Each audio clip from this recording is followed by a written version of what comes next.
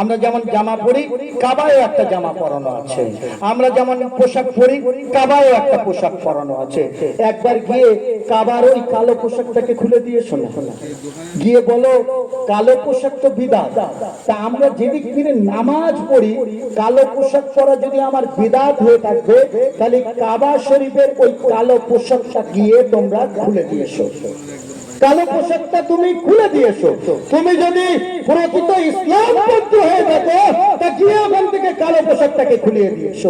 অন্য কিছু আর খুঁজে পাও না, তুমি কালো পোশাকের দিকে লেগেছো। তুমি তুমি কি জানো না কিছুদিন আগে গুজরাটের ডান্ডায় তারা কি পোশাক দেখেছিল? কালো পোশাক না সাদা পোশাক, শিয়া না সুন্নি না বেরেলি না আহলে হাদিস, এটা দেখেছিল? তারা ওটা দেখেনি, শুধুমাত্র দেখেছিল তারা মুসলমান না অমুসলমান। সেখানে তোমার পরিচয় হয়নি, সেখানে তোমার কোনো কথা ছিল না। তখন তুমি কুকড়ে গিয়েছিলে। পৃথিবীতে একজনেরাই শুধু কোকড়ায় না, তারা কারা জানে? যারা হলো হুসাইনি। হুসাইনিরা কোনো সময়ের জন্য কুকড়ে যায় না। হুসাইনিরা মাজলুম, মাজলুম থেকেই হুসাইনিরা তাদের আওয়াজকে বুলন্দ করে দেয়।